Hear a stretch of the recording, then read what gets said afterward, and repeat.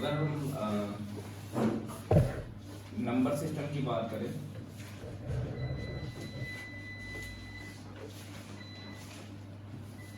Number system अगर हम number system की बात करें तो नंबर सिस्टम का जो टॉपिक होता है ये मैथमेटिक्स में भी होता है। ठीक है, तो चाहे हम मैथमेटिक्स की बात करें या कंप्यूटर के अंदर जो नंबर सिस्टम का टॉपिक्स होता है उसकी बात करें, दोनों का मतलब सेम होता है। मतलब सेम होने का मतलब ये हो गया कि नंबर सिस्टम का क्या मतलब होता है। नंबर सिस्टम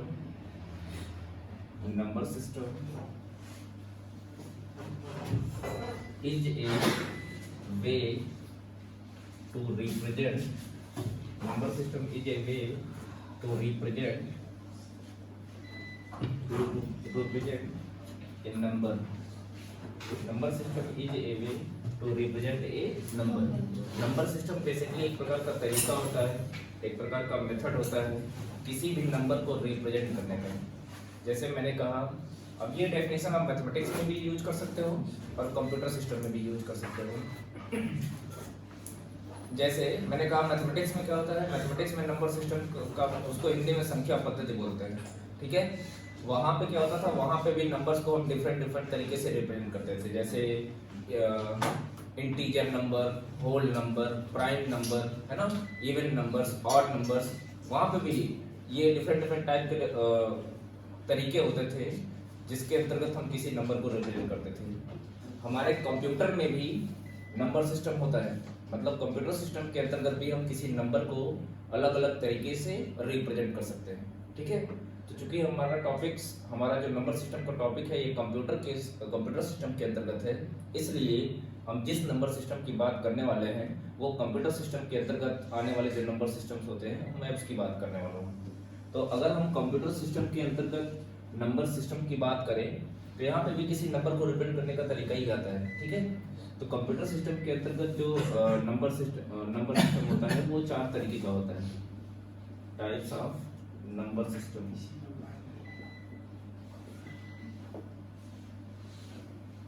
पहला होता है बाइनरी नंबर सिस्टम।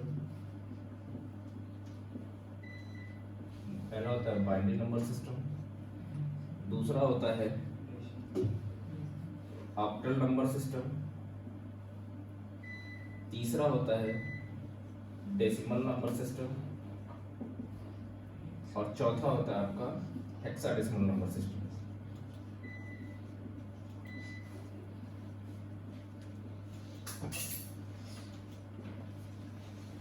ठीक है, कंप्यूटर सिस्टम के अंतर्गत अगर हम नंबर सिस्टम की बात करें तो ये कुल 4 टाइप्स के होते हैं।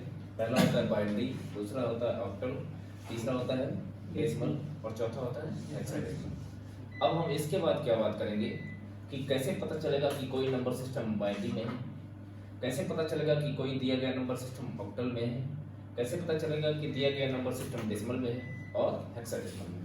तो इनके रिप्रेजेंट करने के अलग अलग तरीके होते हैं जिनको हम एक एक करके देखने वाले हैं। ठीक है, सबसे पहले हम बात करेंगे किसकी, बाइनरी नंबर सिस्टम की।